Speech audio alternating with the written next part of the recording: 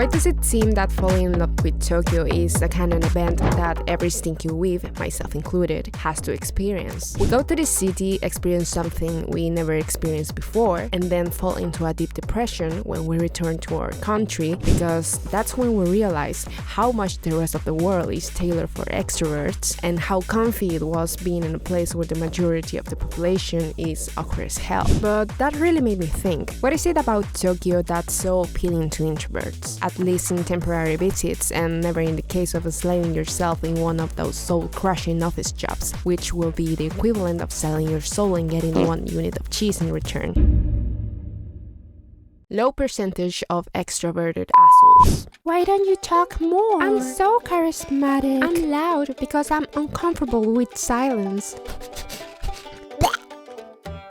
It's so comforting to know that some countries don't reward being obnoxiously loud. Like, it's so nice to walk around knowing that you are surrounded mostly by introverts. My people. Who are not trying to be the main character all the time at the cost of everyone's peace. It feels nice to be around people that value things I'm naturally good at for a change. And the thought that I'm not the most introverted and awkward person around is quite liberating. It sort of allows me to just be me. I'm not saying that there are not loud and stupid people in Japan, because they are, and a lot of drunk and unconscious salarymen on the street too, but at least they are not the majority.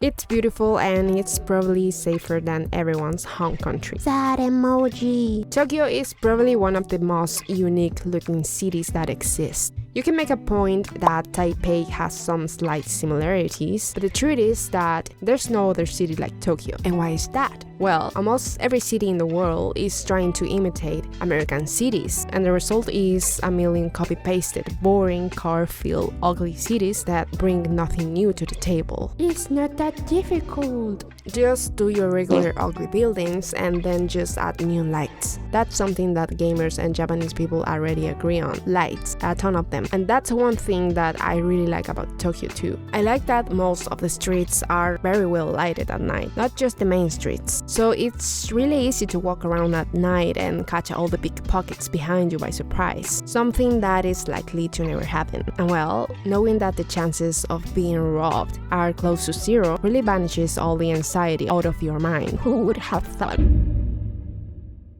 This is the thing. I'm constantly paying attention to all sorts of shit without really trying. I'm always hearing people's conversation around me. It's like I'm receiving all the shit from my surroundings without any sort of filter. So not knowing what people were saying was actually such a relief. At one point, I think I just stopped paying attention to what people were speaking because I didn't understand anything. And that made it easier for me to stay in the present because it helped me appreciate how beautiful every single building was and how fucking aesthetically pleasing even the dogs were. Now, of course, knowing the language is a must if you are planning to live there, but if you are just planning a short visit to Japan, then being fucking ignorant becomes like some sort of a positive point. Ooh, but I enjoy speaking with people at bars and with the cashier and with... Join that part of us. No one cares. The foreigners set the bar so low that nobody really expects anything from us. And that's cool. It really takes the pressure out of you. Like, as long as you have basic manners and one finger to point at what you want to eat, you're good. That will be all. Are you one of my people introverts? What little thing do you like about Japan that makes your inner child a tiny bit happier? And listen.